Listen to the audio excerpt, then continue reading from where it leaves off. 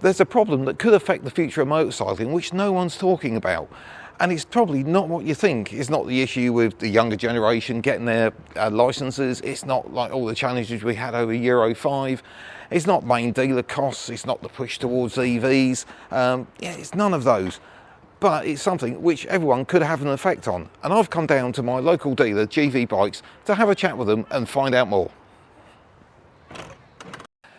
This is a real old school dealership and I just love it. And this is where I bring all my bikes. And they've been trading here for nearly 40 years. Now, this problem is a new one to them in all of these years. And what we're going to do is talk to you about what the issue is, what this dealership themselves is trying to do to fix the problem, and how you guys at home can help out. So keep watching and you'll find out more. Right, I've come into the dealership and I've got with me Jeff Hodges, who is top man really, and his son George Hodges. And we're going to have a chat about what this problem is regarding the future of motorcycling, because it's a big element that a lot of you guys at home rely on, and if we don't do something about it, there's a possibility in the future there'll be nothing to support us in motorcycling. So Jeff, enlighten everybody. I've been winding them up as there's this big problem. What's happening? Basically, there's a massive shortage of apprentices and very few people coming into the industry that are young. The average age is getting too old for the motorcycle industry.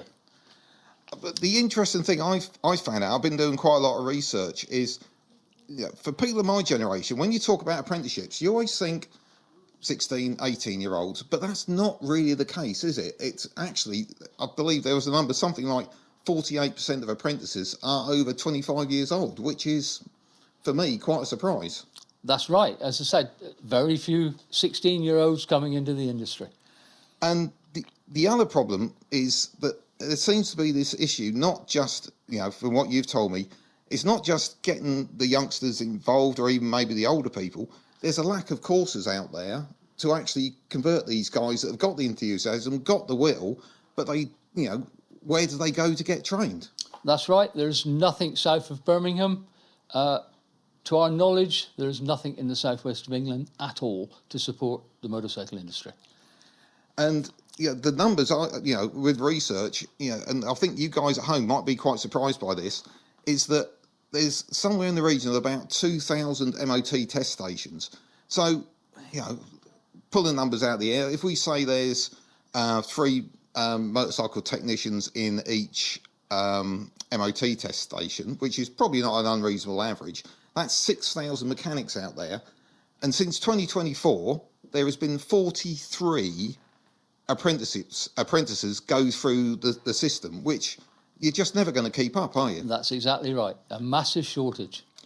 And of course, the other question that I'm sure people at home are going to think of is, you've got the situation here where, motorcycling as a whole is generally fairly stable. There's a little bit of a downturn, but what we have seen in the last year or so is quite a number of big dealerships closing down.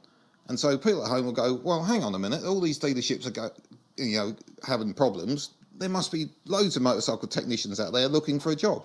Well, that's definitely not the case. To try to replace a missing technician is very difficult now. Most of the guys often go off to a different industry. They don't stay with the industry. And the few that do are very, very thinly distributed.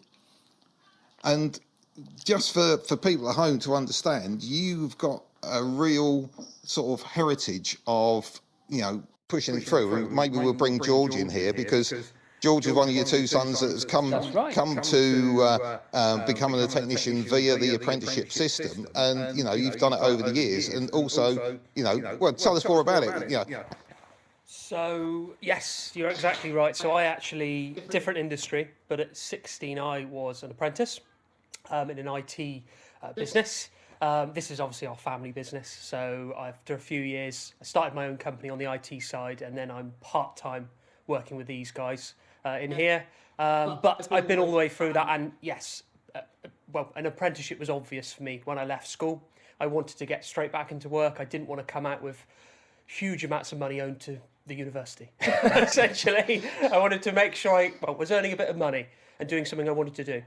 And do you think, and I'm going to put my sort of cards on the chest here, because My son did an apprenticeship. He's now a fully qualified welder fabricator. And I'm not making this up, guys. He, at 26, is earning more money than I ever did. And he's got a set of skills there that will go anywhere in the world. And he seems to be able to, pick a job up, no problem at all. Do you think it's become, I don't know what the words to say are, do you think it's been uncool, untrendy? Is it an educational issue that people seem to be driven towards university degrees rather than apprenticeships? I think that's a good question, really. I'm not sure what it is in schools that isn't encouraging more kids to perhaps do apprenticeships. But you're exactly right. There's certainly, when I was at school, I think it was pushed heavier that you would want to go on and do more training and more schoolwork, more going onto a college or further afield instead of going straight into work. Whereas, exactly as you've said, quite often for employers, seeing someone that comes straight out of school, let's say at 16, getting straight their hands dirty, getting onto something, sometimes that's better than having 5 years at a university, never having any experience in actually doing a job at 25, for example. So it's a bit better, I would say, in some ways. Certainly an apprenticeship from my side, I thought was a great idea, leaving school, but I don't think it was encouraged as much as it perhaps should have been in secondary school. Yeah, I'm with you, and I think my son had the same issues, and it's the case there. From you get me words together. You as a business have very much pushed this over the years, and you've got. And I've been trying to find. I've written it down because I couldn't find better words. You've got almost the ultimate poster boy for apprenticeships, haven't you, with Lloyd? Because tell us a little bit about what Lloyd's done. So yeah, you're exactly right. We were very lucky. We took on Lloyd now. I think it was 8 years ago. I think it's 8 years. So he was 16 and loves motorcycles, or loved motorcycles. And yes, he's since been with us now for 8 years. He was, 2 years ago, he was Royal Enfield's Technician of the Year in the UK. So he's a really great example of the system working, I would say. And the interesting thing here, I was being, I think Jeff may have considered I was a bit of a pest. The other day, doing lots of B-roll here, I was quite impressed to see how the more mature technicians in the place were deferring to Lloyd, particularly on the sort of diagnostic side. And I didn't appreciate, because anyone who watches the channel knows that I'm very much in the 70s, 80s and 90s, that, like the Royal Enfields and that, even the older ones have got diagnostics. And it was very much that Lloyd was the go-to guy to help the other ones out, and he's obviously now 24, I think. So and the other guys didn't have any problem with doing that. He was definitely the go-to on that one. Which he must be a hell of a resource for you, from someone you picked up effectively from school. He is, and exactly as you say, that's we were very lucky to find him at 16. But he's now been with us 8 years, and he's continuing to grow really in his role, and he's doing very well. And yes, we rely on him. Certainly diagnostics with Royal Enfields, he's very good at that.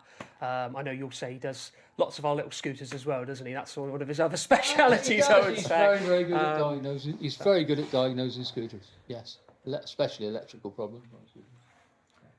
So maybe I think what we should do is bring in Ben, who is their apprentice to be, and this is where the problem's coming, is that GV have recently put out an open letter to basically all the other motorcycle dealers in the UK, and as I've already mentioned, there's somewhere in the region of sort of 2,000 plus, and it's a case of getting those other dealers on board to say you need to be sending guys to apprentice training for these courses to run, because like anything, if there's only one apprentice, they're not going to run the course. So everyone needs to get on board with this. And I think it also goes, I don't know if this is a fair comment to say, that it's maybe the parents also want to be thinking, is there an alternative instead of maybe following their children through to take them to university? Do you think maybe is it the input from the parents could be making the difference here? Because the interesting figure that I was sent was that apprenticeships are 30% down in the last 10 years, which I think's an incredible number. And maybe we just need that change of culture, do you think, to bring apprenticeships back in? Is that the case, do you think? I think that's probably, you're exactly right there. And parents need to, perhaps for especially people leaving school that aren't, quite someone to go on and further study like English, stuff like that. Let's say they want to get their hands dirty in motorcycling.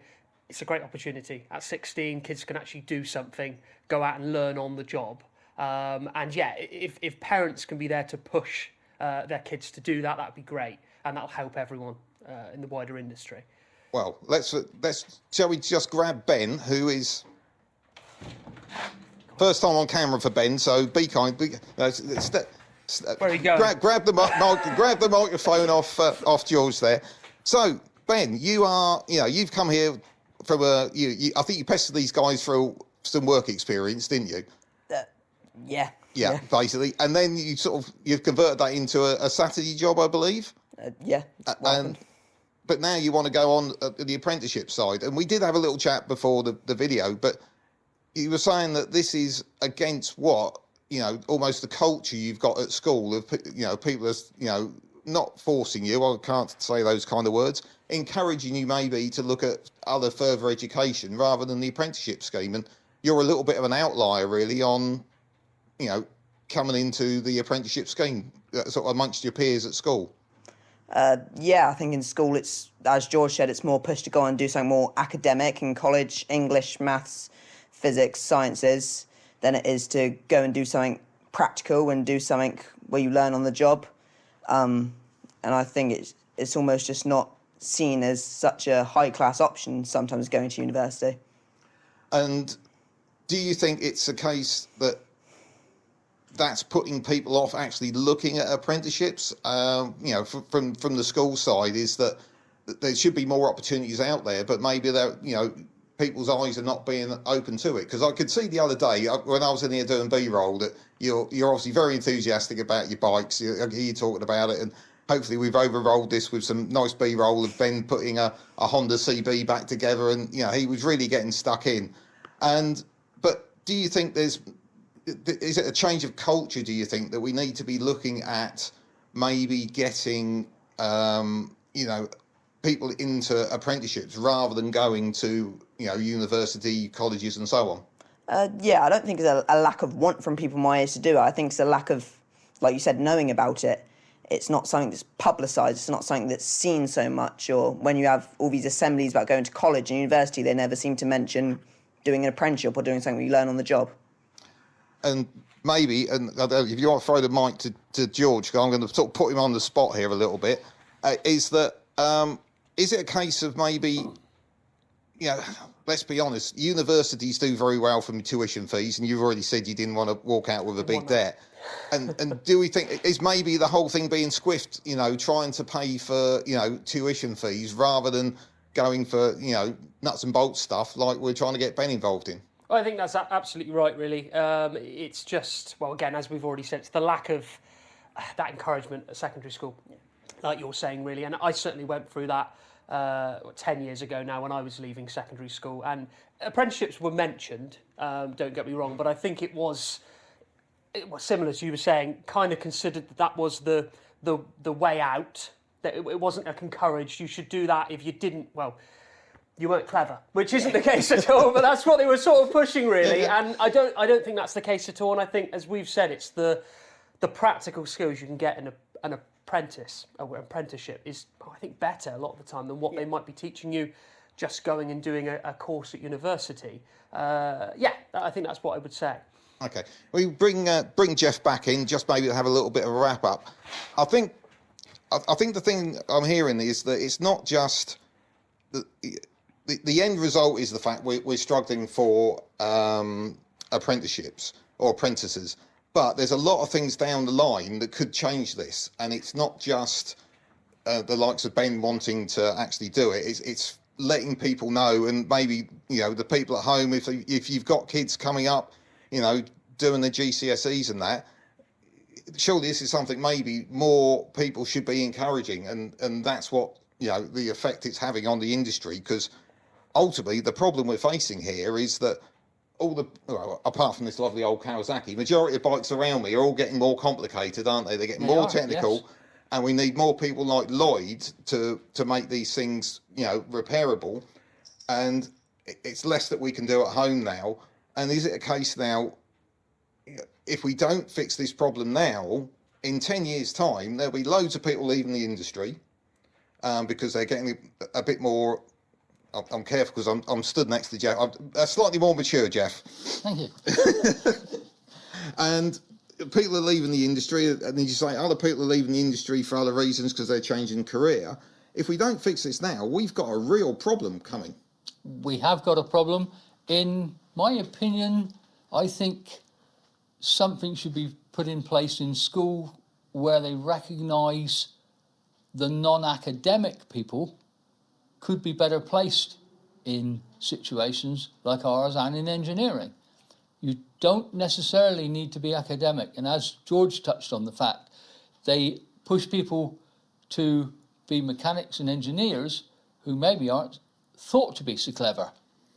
But actually, just because they aren't academic doesn't mean they aren't awfully clever. And it's a little bit the same, I believe, with the building trade and the woodworking trade. I believe they're encountering the same situations in that there doesn't seem to be a push. In my day, there was a more push towards practical skills at school. And the guys who took to that went on to be the bricklayers of today and the plumbers of today. Whereas now, there's a lack of that, I believe. And the other side of it is, even if you to look at two different careers paths, if you come into this as an apprentice, I don't know if we've mentioned already, it's a 3-year course with block release for the course that particularly you're looking at, Ben, at the moment, isn't it? And once you've passed that course, you've obviously got that certification. If you've got two choices, you can either work your way up through the motorcycle world, you become supervisory role, you could even go off and start your own business and so on. But the other side is, if you decide to have a career change, it's always something you could fall back on at a later date. You've always got always got that backup, haven't you? And I think that's important when and I'm going to be very careful here because otherwise I'm going to get beaten up in the comments. Is that I think there are a lot of young people who with the right intentions have gone to university, completed the course, got a degree, and come out with a certificate, but they're not using that in the real world. And I think that's a real shame that there's probably a chunk of people that could be doing an apprenticeship in one way, shape or form, and they would have literally skills for life. I know it's a bit of an old phrase, that one, but that's surely where we should be heading, isn't it? That's what I believe, yes. Brilliant. Well, I hope that's enlightened you guys at home. Really, what we're trying to say here, and for Jeff and the team, is very much just think about apprenticeships. If you're a youngster watching this, that could be the career path for you. If you're a little bit older, apprenticeships still apply. As I said earlier, 48% of apprentices are over 25, which I find an incredible figure. And the other thing is, if you're parents of somebody coming up to GCSEs, consider it. It's something that, it's an option. And, I have personal experience with my son. He's gone the route of an apprenticeship and he's doing really well on the back of it. So that's our message. Help save motorcycling. Get an apprenticeship to happen. I hope you really enjoyed that. A little bit different for us. And if you have, hit that like and hit the subscribe. And I'll catch you next time. Told you it'd be easy, didn't I?